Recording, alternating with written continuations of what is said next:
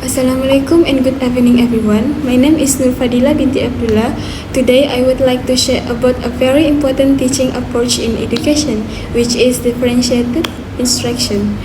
As we know, Carol and Tomlinson once said that differentiated instruction is not a set of strategy, but a way of thinking about teaching and learning. This means that differentiated instruction is not just a method or technique that teacher use, but rather a way of thinking how teacher understand, view and meet the different needs of student in the classroom.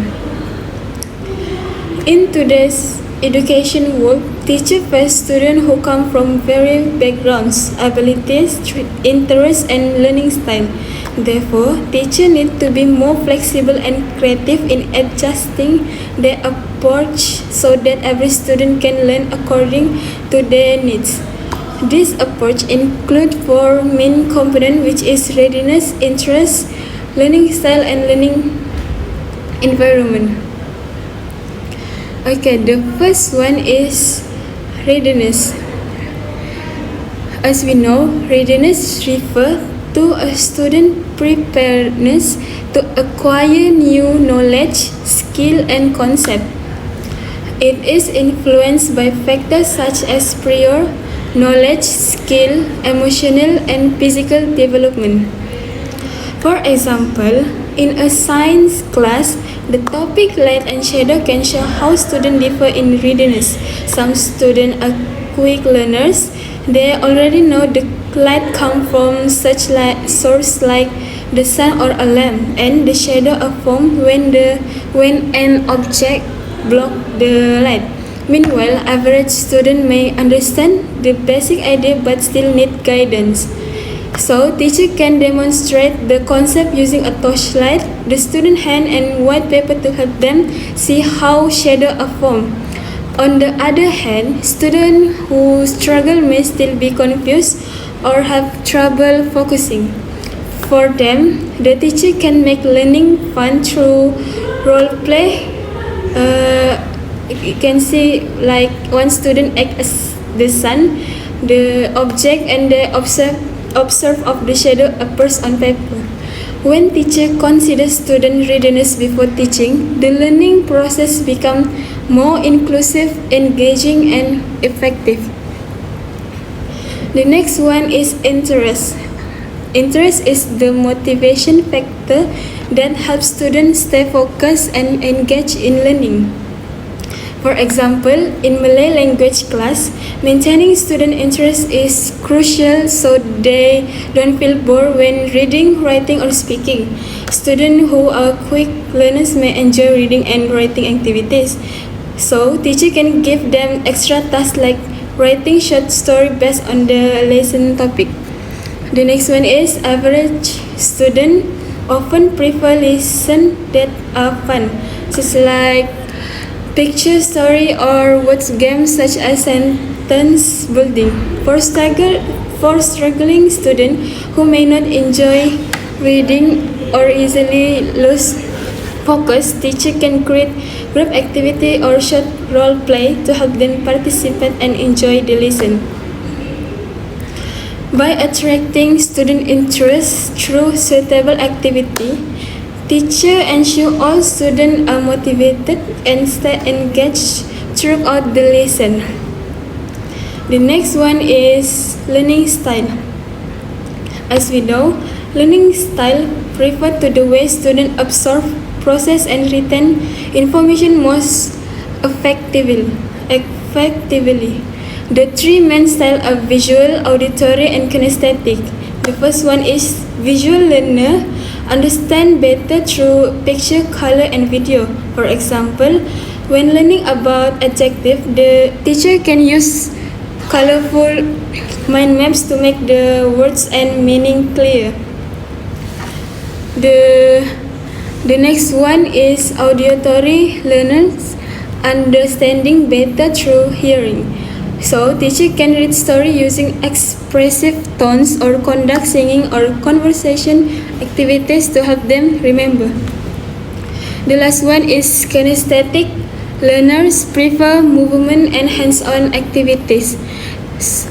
Teacher can include role-play, movement-based game, allowing them to learn while being active. So, when teacher combine all three learning style, students become more focused, confident, and motivated to learn. The last component is learning environment. The learning environment includes the physical, social, and emotional atmosphere of the classroom, which greatly affect how students learn and interact.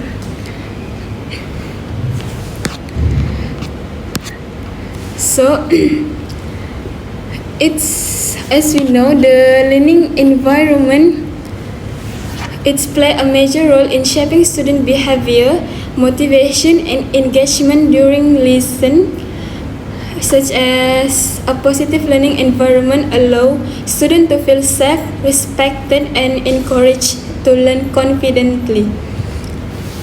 There are three main aspects of the learning environment, and the first one is physical environment. The physical environment involves the layout and design of the classroom that helps students stay comfortable and focused during lesson. For example, the teacher arranged desks in small groups to promote discussion and collaboration. The next one is the classroom is decorated with educational poster, mind maps, and student work, making the space lively and motivating. The last one is good lighting and ventilation helps students stay alert and avoid fatigue. The next one is in a science class, for instance, the teacher can set up a mini experience corner where students can conduct simple investigations safely.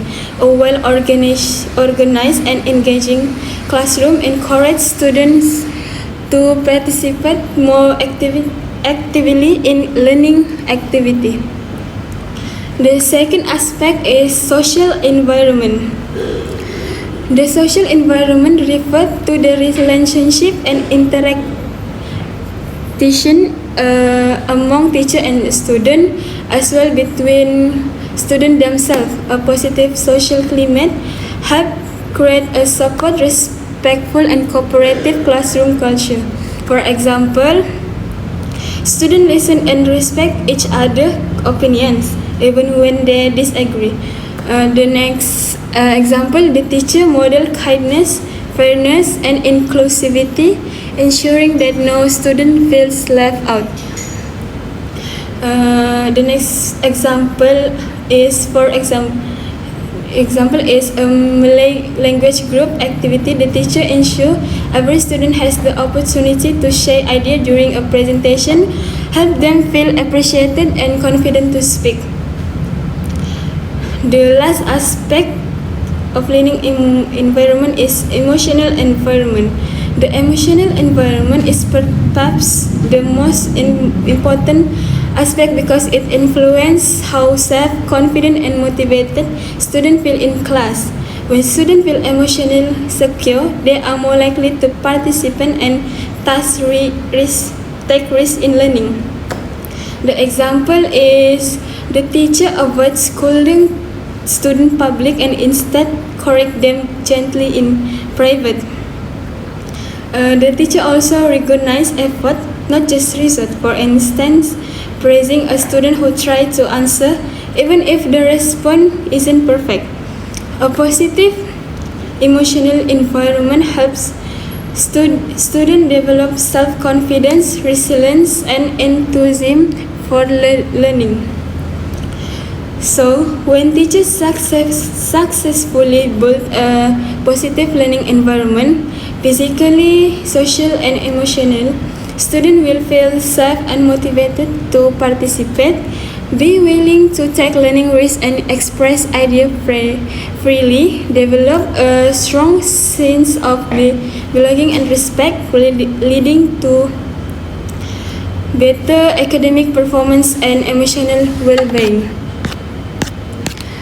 Okay, to conclude all this differentiated instruction is In conclusion, then differentiated instruction play an important role in making teaching fair, enjoyable, and effective. Through the four key components: readiness, interest, learning style, and learning environment, teacher can help students learn according to their unique strengths and needs.